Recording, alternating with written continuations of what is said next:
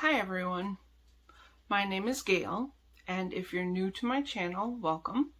And if you are a subscriber, welcome back, or I should say welcome me back.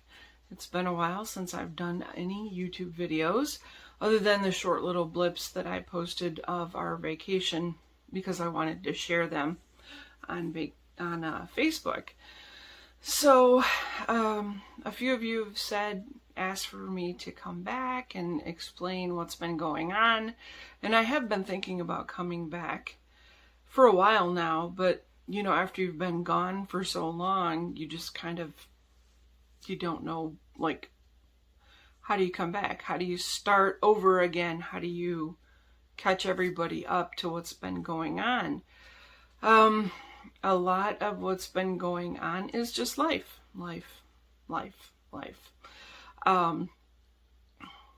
Those of you who remember, my late husband passed away in 2018, April 2nd of 2018. So it's been a couple years since that happened. 3 years.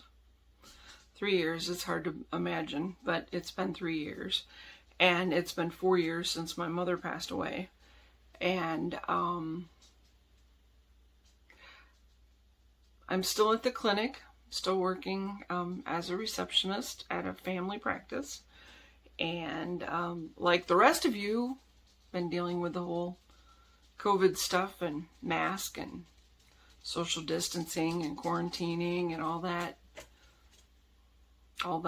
you know, that we've all been dealing with. And of course, politics and all that stuff that's just a lot of negativity that I don't really want to get into, and you probably don't either, because we hear enough of it on everything. But I've been dating a gentleman for, well, we started dating in 2019, May. The end of April, beginning of May, we started dating of 2019. Last year, we broke up for about 4.5 months. We actually just got back together in February. And it was basically kind of a learning curve. For me, it was a time for me to really learn to love myself and learn to put myself first. I realized that for the better part of my 53 years, I have, you know, put other people ahead of me, their needs, their wants. You know, if somebody says, what do you want to eat? I don't know. What do you want to eat? What do you want to watch on TV? I don't know. What do you want to watch on TV? If I'm by myself, yeah, I know what I want to eat. I know what I want to watch. I know, you know, but it was always easy to just defer to what other people wanted.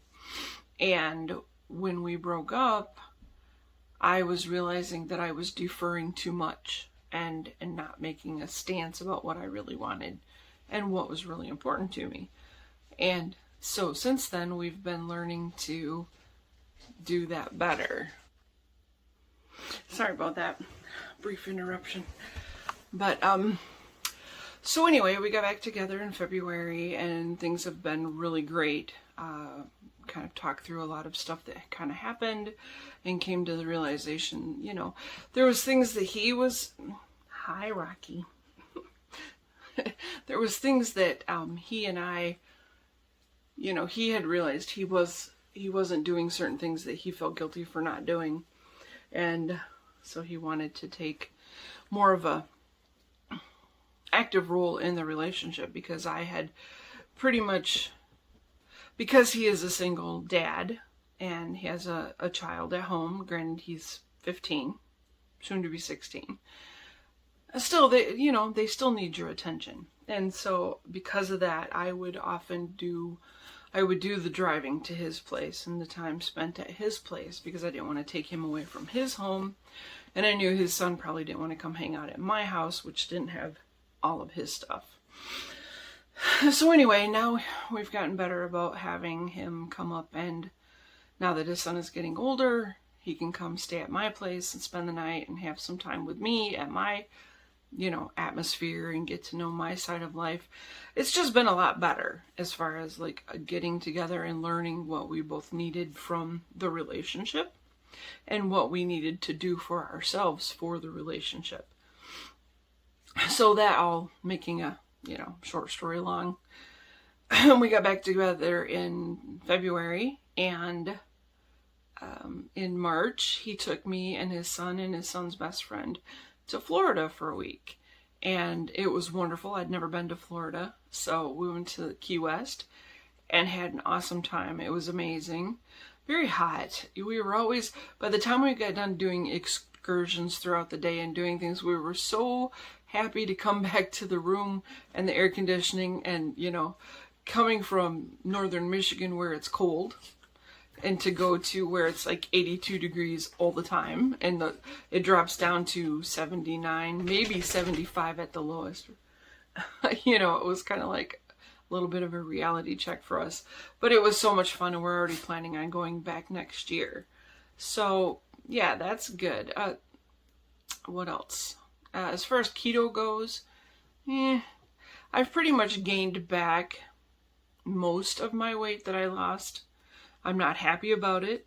I no real excuses for it other than menopause has kind of hit me a little bit harder, and so I'm struggling more with the stresses of that. And of course the stress that we've all, I don't know about you guys, but at my work we joke about the COVID-19, 19 pounds, because of everything, the stress of everything. And especially working in a doctor's office, there's a lot of stuff that goes on that's very stressful.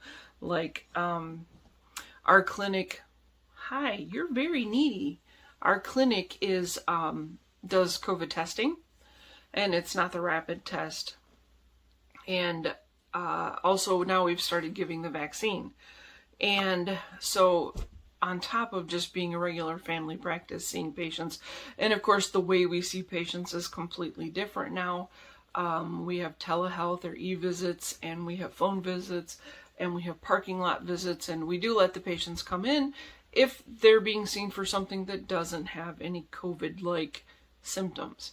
Any COVID-like symptoms, you either have an e-visit, and the provider decides how they want to proceed, either with a COVID test or whatever. I'm not the doctor, so I have no idea. I can't, whatever they do, they do.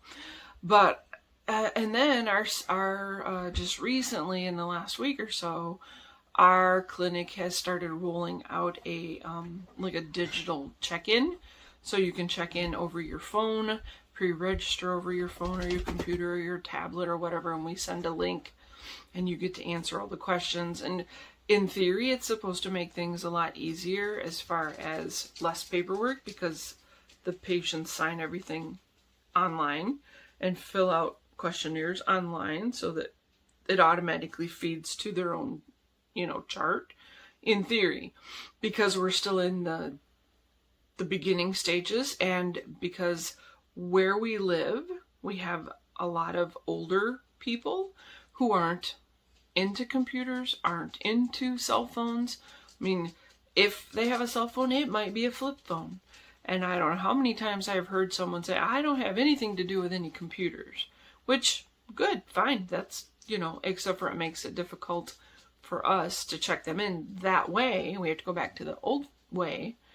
And we're being pushed not to do that. But on the other hand, they haven't given us any tablets or anything, because if we had tablets, then we could at least sit down with the patient and help them answer the questions online and go from there. But right now, that's not an option, so that's been very stressful. And then, in Michigan, the numbers have started to spike as far as positive COVIDs and people being sick. And in my workplace alone, we have multiple locations. We're one of the largest clinics in northern Michigan as far as practices, multiple practices. We have so many people who are either being quarantined for positive exposure or they're being quarantined because of symptoms. So we're shorthanded. I've worked, this last week, I worked in another office 3 days by myself, 9.5-hour days. So that was very stressful. And then of course, while I'm away from my own office, that is the like the flagship of rolling out this new digital check-in, I'm not there for that. And then I finally come back to my office on Thursday, and I'm playing catch up, trying to, at least they had 3 days to kind of work out the bugs, and there was a lot of them. And I come into the whole situation going, okay, what are we doing? How are we doing this? Because prior to this digital check-in, we had patients call us when they arrived in the parking lot. If they don't have a cell phone, they would call us before they left their home to say, I'm coming, I have an appointment, I'll be in this car. And, we tell them, okay, that's great, we'll try to keep an eye open for you, but please come to the door and knock if we don't see you or whatever. It's just been a lot. It's really been just a lot of stuff. And that's not really an excuse, but I don't know about the rest of you, but when you're stressed, it's super easy to want comfort food, at least for me. I mean, some people when they're stressed, they don't eat at all. But when I'm stressed, I want all the comfort food. I just do. And that doesn't help with the weight gain either. And now I haven't gained all the weight back. I've probably 15 pounds shy of gaining all the way back, which is very discouraging. I'm not going to lie. It's very discouraging. A week or so after we got back from Florida, I started trying to use my MyFitnessPal again to track my food. And then, sorry about that. My boyfriend called in the middle of me recording, so obviously I answered his call and we chatted for a little bit. So anyway, I'm going to make an attempt to start doing more videos more often and see if we can't catch up on what's going on and get back on track with the weight loss. I'd really like to lose the weight I gained, and I'd really like to be healthier. And so here I am again saying hopefully I can come back again sooner than later. And if you have any questions in particular that you want to ask, feel free and I will answer them to the best of my ability. And thanks again for watching, and have a great day and a great week, and try to stay positive. Thanks. Bye.